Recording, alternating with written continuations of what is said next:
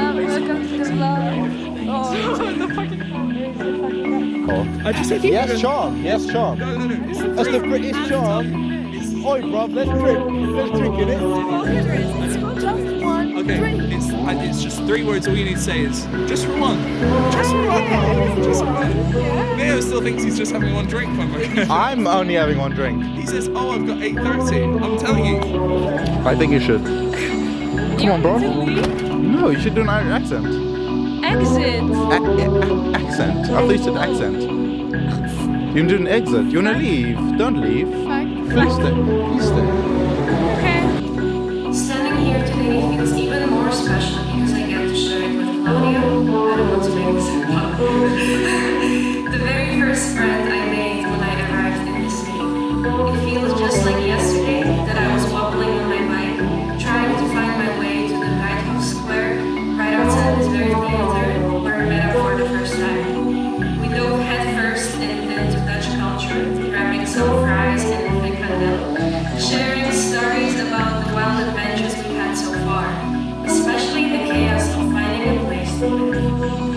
For many of us, myself included, it's been a few months since we said our goodbyes to this beautiful city. In that time, we embarked on new journeys, made new friends, and created new memories. Yet, being back here, even for just a moment, feels wonderful. It's hard to believe that 3 years have gone by, and in that time, each of us has achieved so much. Despite the challenges, we completed our theses, our first and hopefully not last pieces of academic research, produced in just a few months. We have every reason to be proud of ourselves.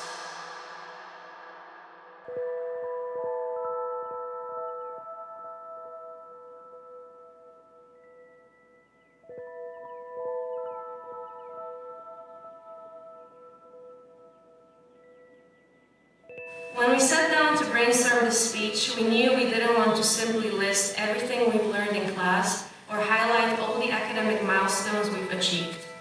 Because among other things, these past 3 years have been about much more than textbooks and exams. They've been a journey of growing up, of figuring out who we are, and of learning how to stand on our 2 feet. For many of us, this was our first experience living on our own. Some of us even thousands of kilometers from the comforts of home.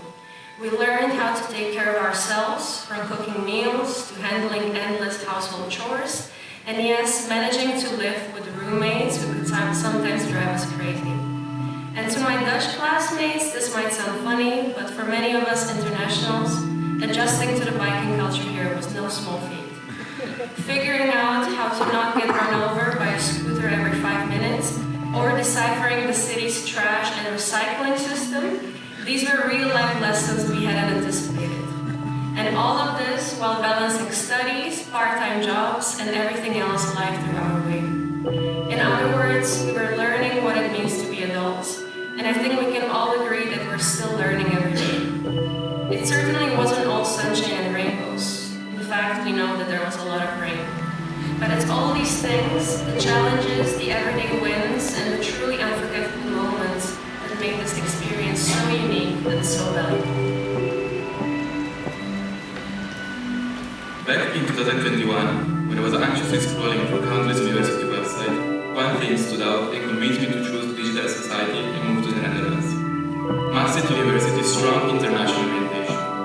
In our cohort, diversity was not just a buzzword. It was a part of our everyday reality. Our classes were filled with students from all over the globe, from South Africa to Finland, each bringing unique perspectives, background, and stories. I firmly believe that this diversity made our learning journey unique. In our tutorials, we engage critically with the material, often comparing real-life examples from our own countries. Discussing the complexities of living in a digital world became so much richer when we could challenge each other's view, with our own lived experiences and cultural differences. But it wasn't just about learning about from one another. It was also about building connections. Many of us made lifelong friends here. This friendship carried us through late-night study sessions, episodes of homesickness, wild student parties that lasted until sunrise, and even painful heartbreaks. They made every challenge a bit more bearable, and every hangover a little easier to handle. These friendships are one of the things I treasure the most about our time here, and a big reason why Maastricht will always hold a special place in my heart. Sadly, future generations might not have the same privilege of studying in such a diverse environment. In recent months, the Dutch government has proposed significant cuts to higher education, with plans to close English-taught bachelor's program and limit international students. If such policies had taken place earlier, we would not be sitting here today, with the diplomas in our hand. These changes could take away opportunities for students to connect, learn, and grow in a diverse cohort like we did. It's a fight worth having, for those who come next, for the value of education, and for the power of knowledge across borders. Another defining part of our journey was our fifth semester. In our third year, we had the freedom to shape our learning path. Some of us went abroad again, stepping into new cultures, and rebuilding our lives from scratch once more. Others chose internship, gaining first-hand experience of the scary job market and facing the challenges of corporate life. And some stayed in Maastricht, deepening our interest through minors. This semester gave us a chance to explore, grow, and shape our unique path, and for that, I'm deeply grateful. Thank you, Maastricht University, and thank you, fathers, for making all of this possible. A huge thank you to you, professors, tutors, student supervisors, and all the FASO staff who guided us along this journey. You created a space where we felt heard, respected, and challenged us to be the best version of ourselves. However, I shouldn't forget that today is really about us, the students. We are the ones who survived and made it through chapter 1 of adulthood together. So thank you guys for being here today and for making these 3 years so special. I hope that one day our paths will cross again, maybe in a tech company, or even better, working against a tech company. Where we will be the bridge builder that we were promised to become between computer scientists and philosophers, whether as policymakers, creative technologies, AI ethicists, social data scientists, design thinkers, or whatever new, fancy, and complex term the job market comes up with. We will step into the roles we once dreamed and bring meaningful change to the world around us.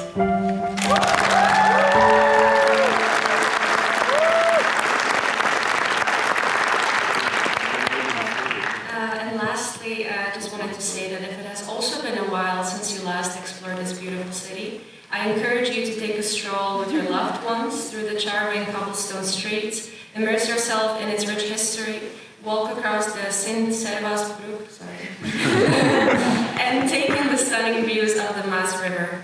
Or maybe enjoy a nice walk in the Stadpark and treasure the memories that the city and our beloved alma mater have given you. Who knows, in a few years you might return and reflect on your time as a bachelor's student of digital society with nostalgia and a smile.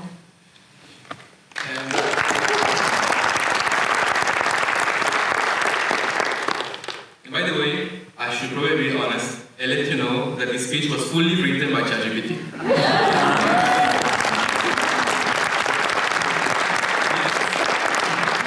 We did give a little help here and there. One valuable lesson that we have learned as alumni of digital society is that we should never be afraid of technology. New technologies like AI can shape our decisions, but they're ultimately designed by humans for humans. Therefore, we must learn how to use it to our advantage. At the same time, we have to ensure that our own very human values and critical voice remain at the center. Thank you, Emma, for doing this speech with me today on such a special day. And once again, thank you, everyone, for being here. And for our amazing 2024 cohort, we can all be proud of ourselves.